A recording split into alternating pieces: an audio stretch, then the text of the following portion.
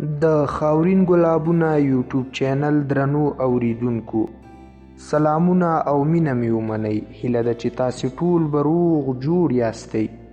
یو ځل بیا درته د نوي کتاب سره حاضر شوي یو. دا کتاب 100 کاله ژوند وکړئ د نیکمرغه ژوند 21 رازونه د برایان تریسي په قلم لیکل شوی چې حمید امین الکوزی په پښتو ژبه ژباړلی دی. دا چې په دې کتاب کې څه دي راځئ نو په خاورین ګلابونه یوټیوب چینل کې به یې راسره تر پایه اورئ. څو خبرې د تاریخ په اوږدو کې زموږ دوران بهترینه دوران د ژوند کولو لپاره دی. هیڅ وخت به د نن په شان تاسې ډېر او ښه ژوند ونه کړئ. د عمر اوږدوالی په منځنۍ کچه 80 کلونو ته نږدې دی او د دې عدد د لاسته راوړنې لپاره نوې او ښې لارې د عمر د اوږدوالي لپاره هر کال د طبیعي علم په مرسته ترلاسه کولی شو. له دې سره سره ځینې وختونه په ورځپاڼو کې ویل کیږي نن ورځ موږ د هرې زمانې پرتله اوبه، صافه هوا او پاک چاپیریال لرو. په ننني وخت کې د هرې زمانې څخه ډیر خلک خپل ټول وخت، پیسې، فکر او پاملرنه د چاپیریال په مسایلو او اندېښنو کې مصرفوي. یو پیړۍ وړاندې هغه لویه ناروغۍ چې د ژوند د لنډوالي لامل کېده اوس په ټولو پرمختللو هیوادونو کې علاج کیږي. له دې سره سره داسې تیز سیستمونه لرو چې د سانحې او د راژنیسي ځواب ورکولی شي او خلکو ته دا امکان ورکوي چې زر د ډاکټر څار لاندې واوسیږي او له ستونزو ځان وساتي چې څو پیړۍ وړاندې د مرګ لامل کېده. ما له 10 کلونو ډیر د روغتیایي تندرسته او انرژۍ په برخو کې مطالعه کړې او د دې موضوع په اړه مې د نړۍ له 10,000 زیات کسانو ته سیمینار ورکړی دی. ما د خپل عمر زرګونه ساعته د روغتیایي او اوږد عمر لرلو لپاره تیر کړي او په سلګونو کتابونه مې لوستي دي. په دې کتاب کې 21 هغه ښه او عالی چلندونه چې تر اوسه لاسته راغلي ستاسو په چوپړ کې وړاندې کوم څو یو اوږد، روغ او خوشحاله ژوند ولرئ. په زړه پورې ده چې روغتیا او د ژوند اوږدوالی تر ډیره حده ستاسې په خپل چوپړ کې دی.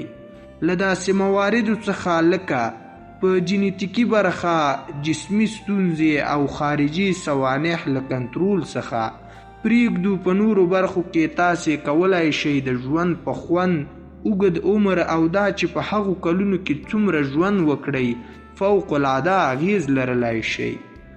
د ټکي پیل دا چې 100 کاله ژوند له هماغه حدود سره وکړئ دا دی چې خپل ټول مسؤلیتونه د روغتیایي او تندرستیا په برخو کې ومنئ.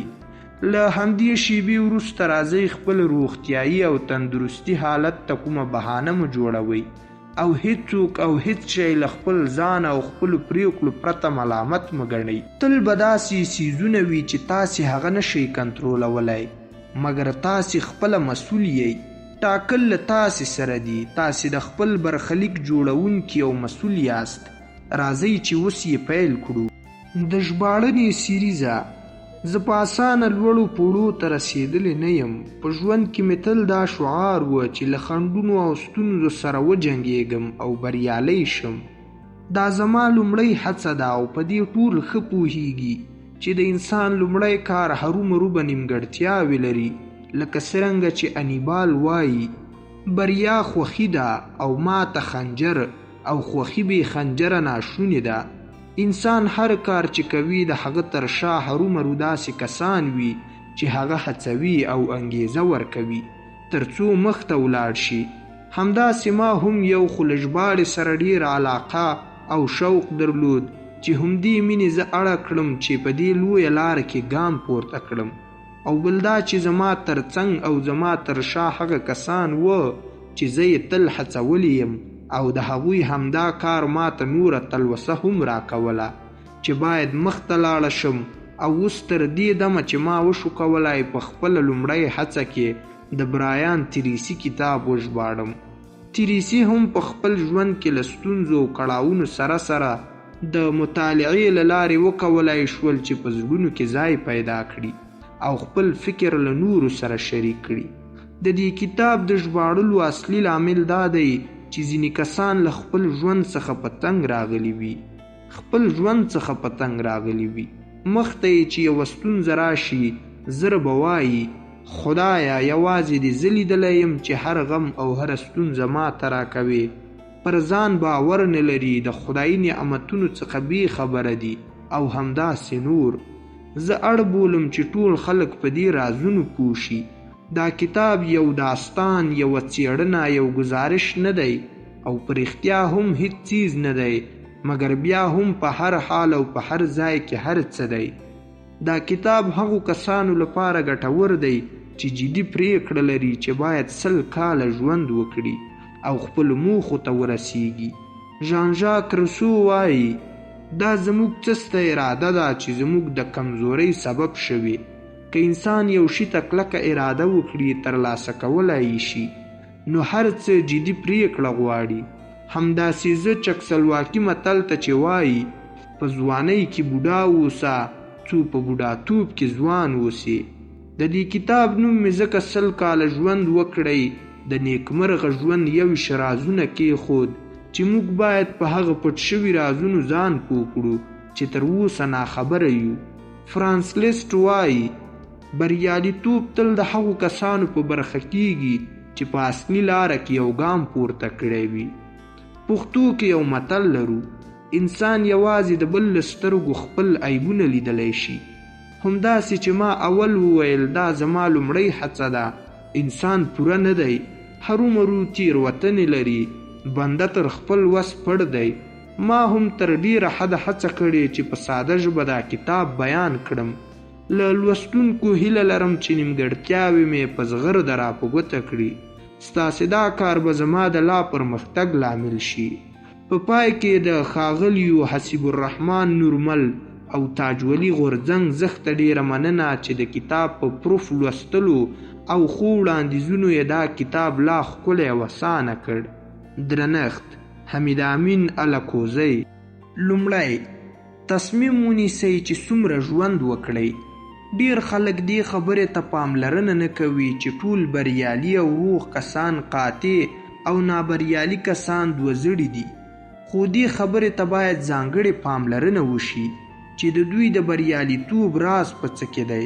د هر کار په پیل کې یو ټینګ تصمیم پرته له کومې ویرې ونیسئ چې له همدې پریکړې وروسته هغه کار چې موږ یې غواړو په ښه توګه ترسره کړی وي او له خوښیو ډک اوږد ژوند ولرو. په پیل کې باید یوه ټاکلې موخه ولرو. که زموږ موخه دا وي چې 100 کاله ژوند وکړو، نو دا موخه به د پیل ټکی وي. کیدای شي دا ټاکل شوې موخه ستاسو د روغتیا لپاره موقع برابره کړي، لکه د فوټبال په یو مسابقه کې چې ضربه پیل شي او بیا د ژوند تر پایه دوام ومومي. څو کاله مخکې د نظر سنجیګالوپ موسسې د شتمنو امریکایانو د عادتونو او روغتیایي لاسته راوړنو په هکله څېړنه کړې وه. یو له هغه خصلتونو نه چې د بریالیتوب په اړه ترې ترلاسه شوی و هوش دی. خو په دې څېړنه کې هوش په مدرسه کې د هوشي ضریب یا د ښو نمرو لرونکو عنوان لاندې تعریف شوی نه و، خو هوش یې د نحوي کړنې په اساس تعریف کړی و. نو په خلاص ډول ستاسې له نمرو او هوشي ضریبونو څخه تیریږو. که هوښیاره کړنه مو ترسره کړه نو هوښیار یئ، او که مو بېعقله کړنه ترسره کړه نو بېعقلان یئ. اوس پوښتنه دا ده چې هوښیارانه کړنه څه ته وایي؟ څنګه کولی شو چې یو کس ته یوه کړنه وټاکو چې هوښیارانه ده او که نه؟ ځواب یې اسانه دی. هوښیارانه کړنه هغه ده چې تاسې خپل ټاکل شوي موخې ته ورسوي، او غیر هوښیارانه کړنه هغه ده چې خپل ټاکل شوي موخې ته مو ونه رسوي. ټول څیزونه ګټور دي. په پایله کې که موخه مو دا وي چې 80، 90 یا 100 کاله ژوند وکړئ، هر کار چې کوئ او له دې موخې سره مو همغږي ولرئ، نو د تعریف پر اساس هوښیارانه کړنه ده. له بله پلوه هره کړنه چې وکړئ او له خپلې موخې اوږده ژوند او سالمې روغتیا سره همغږي ونه لرئ، بېعقله کړنه ده. له همدې شیبې وروسته کلک هوډ وکړئ چې د خپلې روغتیا په هکله هوښیارانه فکر او کړنه ترسره کړئ. هغه کار چې زړه مو ورته کیږي ترسره یې کړئ او پیروي هم ترې وکړئ. بیا چې هر کار کوئ اغیزه لري. هر څیز ګټه او تاوان لري. یا خو مو خپلې موخې ته رسوي یا مو ترې لرې کوي. یا په کیفیت سره ستاسې ژوند لوړوي یا یې ټیټوي. خو هر څه ګټور دي. هغه خلک ډلې سازمانونه مشخص کړئ چې تاسې ته په درد خوري او له تاسې سره کولی شي د موخو په رسېدو او د روغتیا په برخه کې مرسته وکړي. تاسې باید یو تکړه ډاکټر ته لاړ شئ چې ستاسې ستونزې حل کړي او په منظم ډول مو معاینات وکړي. تاسې اړتیا لرئ چې د غاښونو یو تکړه متخصص ته لاړ شئ چې د خولې او غاښونو ساتنه مو وکړي. د دې لپاره چې غړي مو مناسب پاتې شي. د ورزش یو تکړه استاد ته اړتیا لرئ چې باید په منظم ډول تمرین درکړي. د ژوند یو ښه ملګری او د کورنۍ مرستې ته اړتیا لرئ چې د روغتیا کچه خپله کړئ او هغه په خپل ژوند کې عملي کړئ.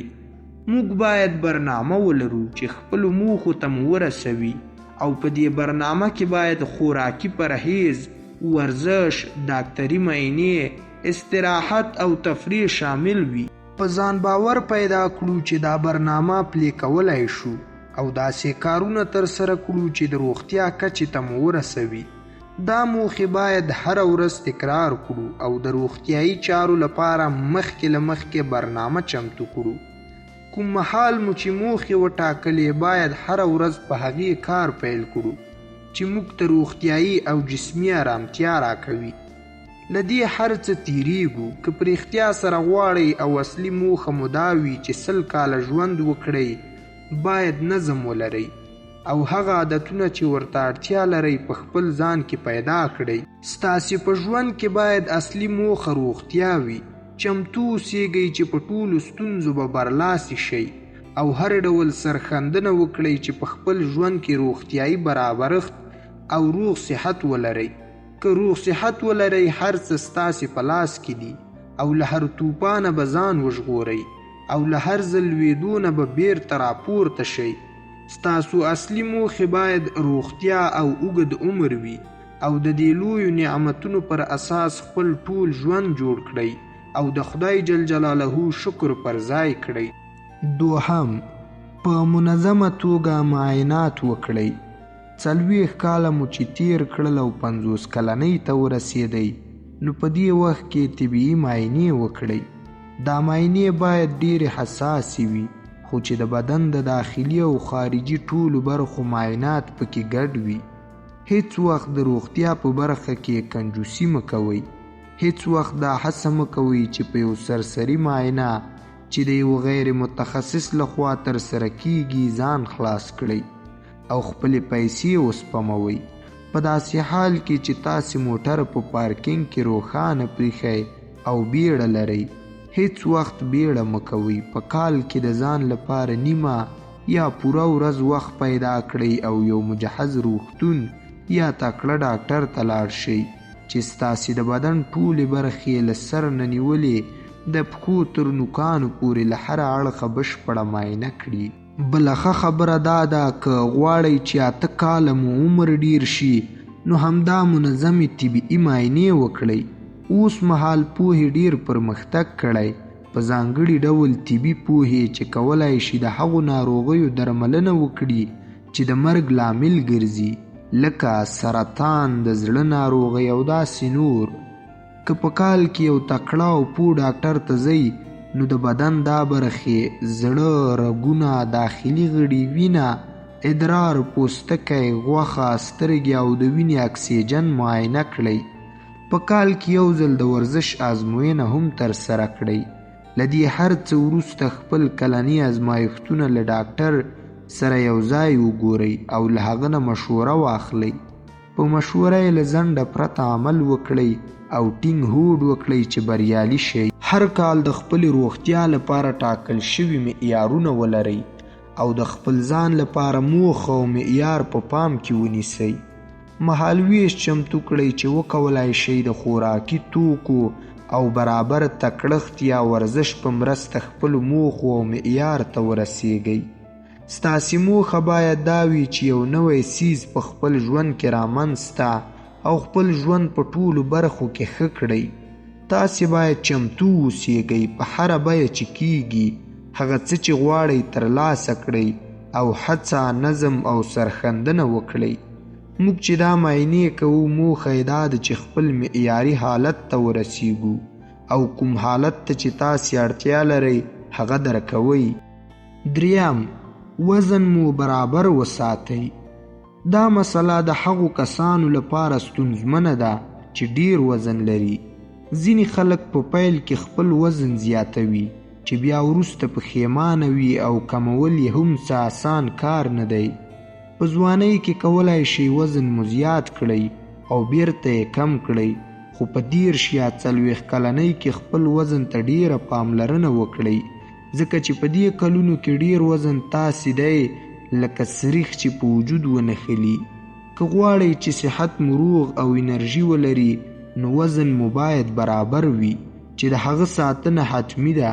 دا مسله کولی شي له تاسو سره په هر اړخ کې مرسته وکړي، لکه ظاهري څیره، په ځان باور لرل، د نفس عزت احساس لرل او ستاسې غرور لپاره ګټور وي. موږ نن په داسې ټولنه کې ژوند کوو چې په چاپیریال کې مو بیلابیل خواړه پیدا کیږي او د بیلابیلو خوړو ترڅنګ په مزه کې توپیر شته چې یو له بل نه خواږه او ښه دي او کولی شو په لږ لګښت یې ترلاسه کړو. موږ چې واړه وو نو داسې یو کیسه وه، چا به چې یو ښه کار کاوه او یا به یې کومه بریا ترلاسه کړه نو هغه ته به یې په ډالۍ کې ښه خواړه ورکول چې دا کار په لاشعور کې ثبت شوی و. د ښو خوړو د ترلاسه کولو لپاره اړینه وه چې ښه کار هم ترسره کړي. که غواړئ د عمر تر پایه پورې ښه او برابر غړي یا اندام ولرئ نو هڅه وکړئ چې ذهني اړیکه مو له منځه لاړه شي. هغه اړیکه له منځه یوسئ چې ستاسې ذهن یې له خوړو سره لري او خواړه یې له بریالیتوب سره لري. ځینې کسان چې غواړي خپل ذات وزن کم کړي پرهیز کوي چې دا کار ورته کومه ګټه نه رسوي. په علت یې پوهیږئ؟ علت یې دا دی دا کسان هڅه کوي چې خپل وزن له لاسه ورکړي نو ډوډۍ نه خوري، خپل وجود ته جزا ورکوي چې د پرهیز وخت یې پوره شي نو بیا ښه په مړه خېټه ښه مزه لرونکې ډوډۍ وخوري. دا دوره یوه خرابه او نیمګړې دوره ده چې انسان ته تاوان رسوي او کیدای شي چې یو کس یوې ناروغۍ باندې اخته کړي چې د انسان وزن خپل تعادل له لاسه ورکوي چې کله یې وزن ډیریږي او کله کمیږي، په یو حالت کې نه وي. دا کار ستاسې لپاره سم نه دی. د خپل برابر وزن د ساتلو لپاره یوه لوړه موخه وټاکئ، هغه ولیکئ، پلان ورته چمتو کړئ او هره ورځ په خپل پلان کار وکړئ. موخه مو باید یوازې دا نه وي چې زه په اونۍ کې 2 کیلو او 2.5 ګرامه وزن کم کړم. موخه مو باید دا وي چې په ورځ کې 28 یا 56 ګرامه وزن کم کړم او دا کار په هره اونۍ کې هره ورځ ترسره کړئ چې ښه او معیاري وزن ولرئ. موخه مو باید دا وي چې په راتلونکي کال کې په یوه خاصه اندازه وزن کم کړم او له ځان سره هوډ وکړئ چې د عمر تر پایه همدا خپل برابر وزن وساتئ او پرې نږدئ چې برابر وزن مو لومړي حالت ته لاړ شي.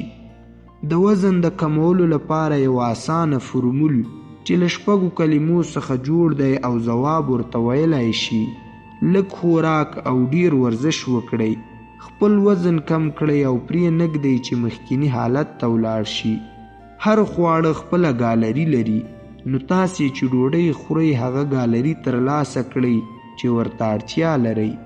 اوس بیا پوښتنه پیدا کیږي چې اضافه کالري څنګه او د څه په مرسته له ځانه لرې کړو. تاسې باید دا اضافي کالري د ورزش کولو په مرسته له منځه یوسئ. زما یو ملګری چې د پوخ عمر خاوند و او ډیر وزن یې لره او تل به یې فکر کوه چې ولې نشم کولی خپل وزن کم کړم. د ځان لپاره به یې داسې دلایل وړاندې کول چې یوازې خپل ځان ته ډاډ ورکولی شو. کله به یې ویل زه چې اضافه وزن لرم دلیل یې ډیر کار کول دي، کله به یې ویل دلیل یې سفرونه دي، کله به یې ویل ستونزه یې غدې دي، کله به یې ویل ژینیتیکي او ارثي ستونزه ده، خو په هر حال ځان ته یې دلیلونه لرل. یوه ورځ د زړه حمله پرې راغله، زر یې ICU څانګې ته ورساوه. زوی یې چې د زړه د ناروغیو متخصص و پلار ته راغی، ورته ویل یې پلاره د ډاکټرانو په وینا که خپل وزن کم نه کړي نور به ژوند هم ونشي کړای. په پایله کې مې ملګری پوه شو او په 6 میاشتو کې 18 کیلو وزن کم کړ او بیا یې وزن ډیر نه کړ. له ځان سره یې ټینګ هوډ وکړ او په خپلو پښو ودرېد. تاسې هم باید دا کار وکړئ چې روغ پاتې شئ. یو ښه تمرین دا دی چې یوه مجله یا یو ځانګړی تصویر که تاسو غواړئ چې بدن مو د هغه کس په شان وي چې ښه اندام یې ستاسو د پام وړ وي، نو هڅه وکړئ چې عکس یې له ځان سره وساتئ. خپل عکس مو د هغه له عکس سره یو ځای بند کړئ. تاسو باید دا عکسونه په هغه ځای کیږدئ چې هر وخت مو سترګې پرې لګیږي، لکه د یخچال پر مخ. اوس خپل اندام ته یو ښه او جذاب فکر وکړئ. هر وخت مو چې ډوډۍ یا خوراک کاوه نو یو ځل له ځان څخه دا پوښتنې وکړئ: آیا دا ډوډۍ یا دا خوراک کوم وزن چې زه غواړم پرې ترلاسه کولی شم او که نه، همغږي ورسره لري که نه؟ دا به مو په یاد وي چې غواړئ اوږد عمر ولرئ. څوک چې ډیر وزن لري یا چاغ وي هغه ته څوک دومره ارزښت نه ورکوي. څېړنو ښودلې څوک چې ډنګر دي ډیر وخت ژوند کوي او عمر یې ډیر وي. که تاسې هم غواړئ چې ډیر وخت ژوند وکړئ نو باید هڅه وکړئ چې برابر وزن ولرئ او ډنګر واوسیږئ چې د دې کار مسؤلیت ستاسې په غاړه دی.